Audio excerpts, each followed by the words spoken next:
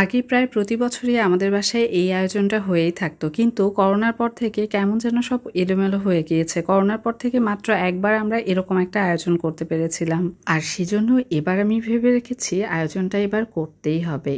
আসসালামু আলাইকুম, আতিফা শমসের নতুন একটি ব্লগে আপনাদের সবাইকে স্বাগতম। সবাইকে জানাচ্ছি শুভ নববর্ষ। ইংরেজি সালটা আমাদের মনে থাকলেও বাংলা সালটা কিন্তু খুব কমই মনে থাকে। আমারও তেমন একটা মনে ছিল না। বছর শুরু হওয়ার সাথে সাথে সেই জিনিসটাও মনে করে নিলাম যে এটা হচ্ছে 1432।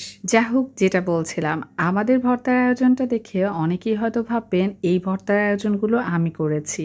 একদমই না। এতগুলো ভর্তা কি আমার একার পক্ষে করা সম্ভব? কখনোই সম্ভব নয়। যেহেতু আমরা অনেক ভাই বোন, তো ভর্তার এই আয়োজনটা যখন আমরা করি তখন আমাদের রুলস থাকে প্রতিটি বাসা থেকে 2টি করে ভর্তা আসবে। যেহেতু আমাদের 9টা ফ্যামিলি, সো 9টা ফ্যামিলি থেকে 2টা করে ভর্তা আসতে আসতে 18টা ভর্তা তো হয়েই যায়। আবার কেউ শখ করে 1টা 2টা ভর্তা এক্সট্রাও করে ফেলে।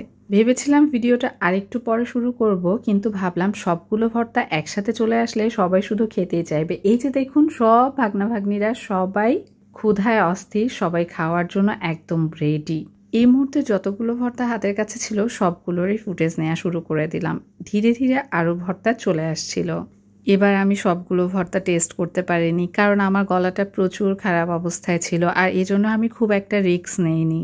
বাচ্চাগুলোকে বললাম ভর্তা নিয়ে আসতে, তাদের কি অবস্থা, তারা এই ছোট্ট একটা বাটি 2জনে মিলে নিয়ে এসেছে। যা হোক, আমি যদি নাম বলতে শুরু করি তাহলে হয়তো অনেকগুলো ভর্তা থাকবে, আর নাম না বললে আপনারা জানবেনই বা কি করে, তাই একটু আধটু নাম তো বলতেই হয়। পেঁয়াজ ভর্তা, তিসি ভর্তা, আলু ভর্তা, সবুজ সবুজ যেটা সেটা হচ্ছে লাউ শাক পাতার ভর্তা, ডিম ভর্তা, কাঁচা কলা ভর্তা, বেগুন, বরবটি, ছোট আলু ভাজি করে ভর্তা, বাদাম ভর্তা, আলু দিয়ে টমেটো ভর্তা, পাটা শাক, রুই মাছের ভর্তা, শুটকি মাছের ভর্তা, পেঁয়াজের ভর্তা, আর হচ্ছে কাঁচামরিচ পেঁয়াজ তো আছেই, মরিচেরও আলাদা করে ভর্তা করা হয়েছে, কাঁচা কলা ডিম দিয়ে ভর্তা করা হয়েছে, মিষ্টি কুমড়ার ভর্তাও করা হয়েছে। এত এত ভর্তা, কিছু কিছু ভর্তা তো আমি টেরই পাচ্ছিলাম না এটা আসলে কিসের ভর্তা।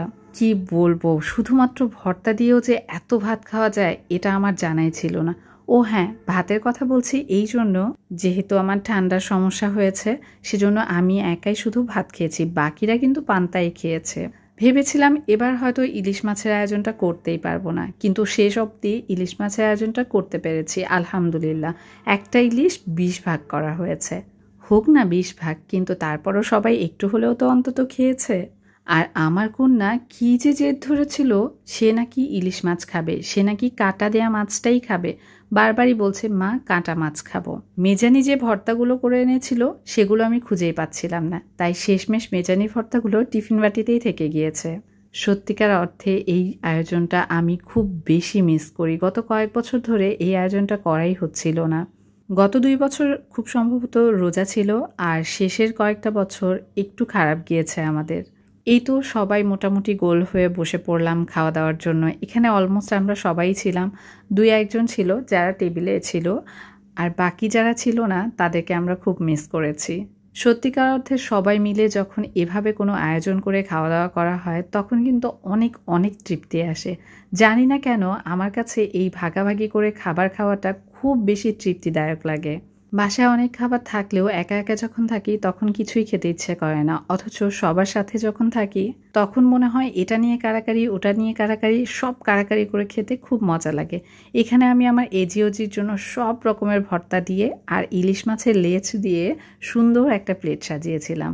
আমার এজিওজি কিন্তু আলহামদুলিল্লাহ তৃপ্তি সহকারে খেয়েছে।